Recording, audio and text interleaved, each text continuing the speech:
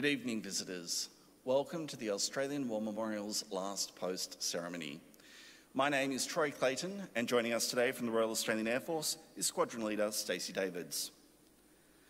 We welcome the veterans who have served, those that are still serving, and the families that love and support them. We also acknowledge the members of the RSL and Services Club Association, RSL Victoria, and RSL Queensland, who are watching this ceremony broadcast across Australia. During this evening's ceremony, wreaths will be laid at the base of the Pool of Reflection by visitors as well as students on behalf of Rockingham Pathfinder Club. Please stand and join in singing the National Anthem.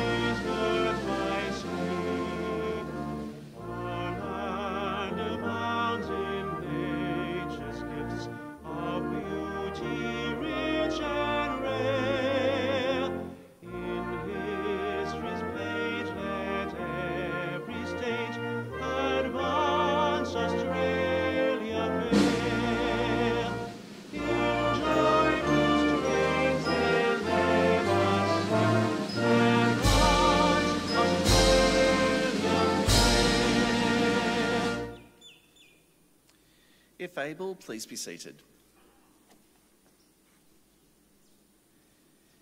The Australian War Memorial was the vision of Charles Bean, Australia's First World War official historian. Bean landed with the Australian troops on Gallipoli and stayed with them at the front through to the end of the war. The idea of this national memorial and museum came to him at Pozières, France, in the depths of bloody fighting of 1916.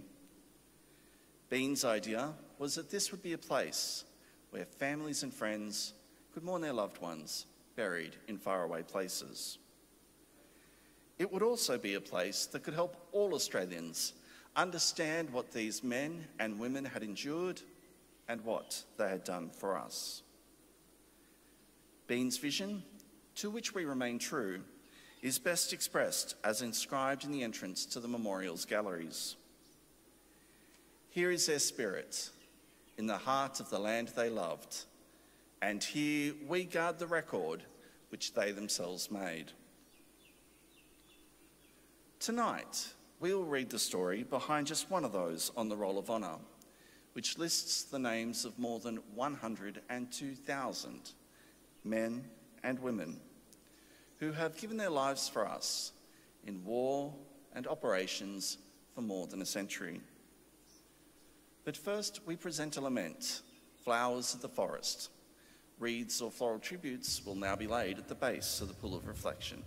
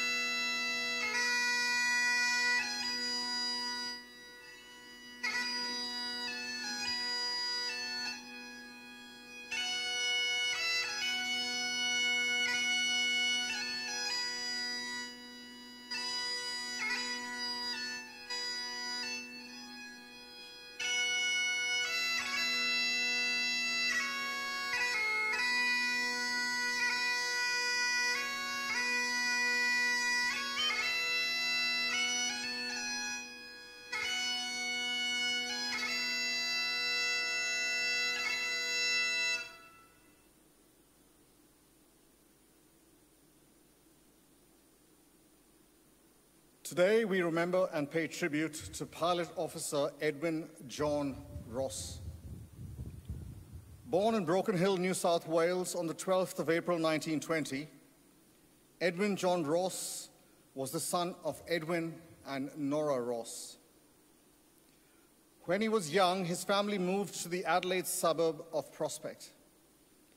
Growing up, the young Edwin Ross attended Unley High School and Adelaide High School. Following his schooling, Ross was employed as a salesman for a local firm, rising to assistant manager, and served in the 10th Battalion of the militia. On the 9th of November 1940, at the age of 20, Ross enlisted in the Royal Australian Air Force and began training as an air gunner. After initial training in Australia, he embarked for overseas service, leaving Sydney on the 17th of July, 1941. As part of the Empire Air Training Scheme, he was one of almost 27,500 Royal Australian Air Force pilots, navigators, wireless operators, gunners, and engineers who, throughout the course of the war, joined Royal Air Force squadrons or Australian squadrons based in Britain. After his arrival in Britain, Ross undertook further specialist training before being posted to the Middle East in March 1942. Here he joined No. 104 Squadron Royal Air Force, a bomber squadron based at Egypt and equipped with Vickers Wellingtons. Ross completed a full tour with No. 104 Squadron and returned to Britain in February 1943. For his service in the Middle East, he was awarded a Distinguished Flying Medal. His citation read, "Sergeant Ross, as air gunner, has displayed cool courage and absolute lack of fear in the face of intense enemy fire, and has always given his captain a clear running commentary which has helped in evading anti-aircraft fire. This airman's outstanding energy and cheerfulness have been a source of inspiration to his colleagues." After a period as an instructor, Ross returned to operational duty on the 19th of September 1943 when he was posted to No. 460 Squadron, Royal Australian Air Force. Soon after he arrived, he was promoted to the rank of pilot officer.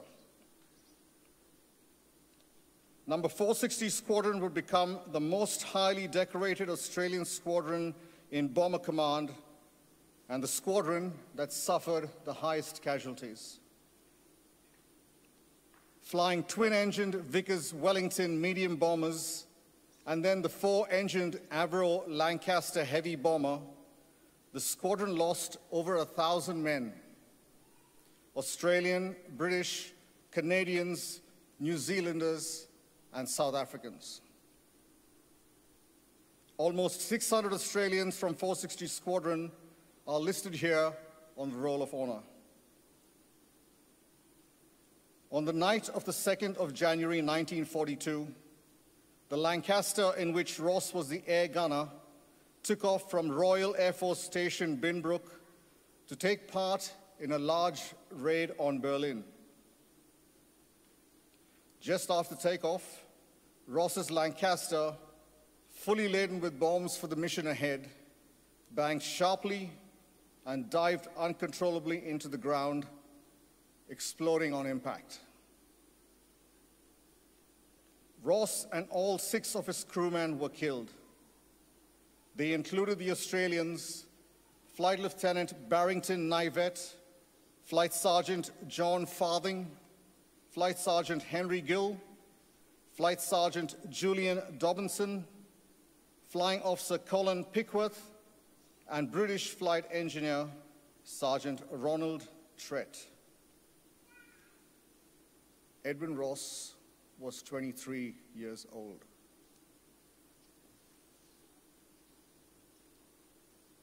The Australian members of the crew are buried side by side in the Royal Air Force plot at Cambridge Cemetery.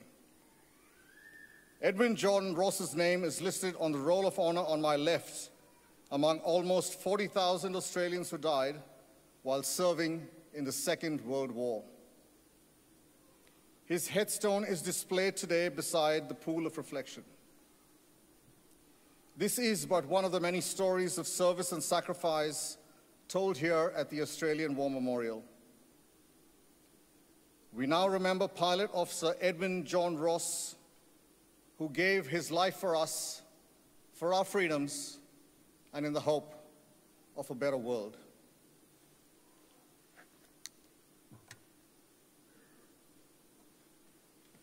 Please stand for the reading of the ode and the sounding of the last post.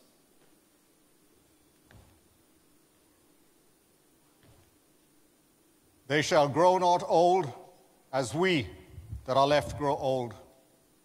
Age shall not weary them, nor the years condemn. At the going down of the sun, and in the morning, we will remember them.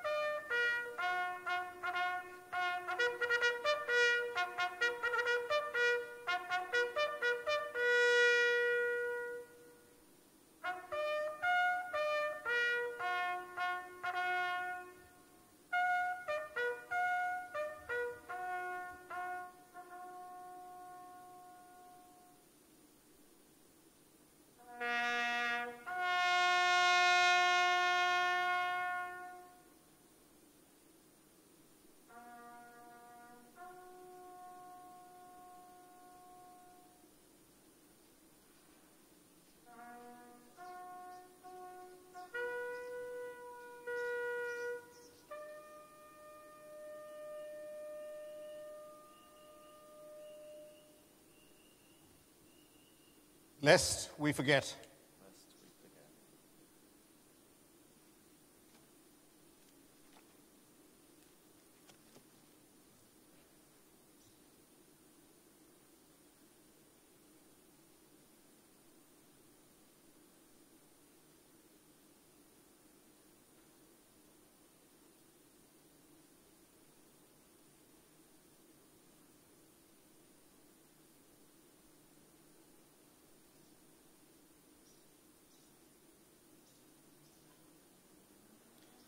We leave you this evening with the words of the memorial's founder, Charles Bean.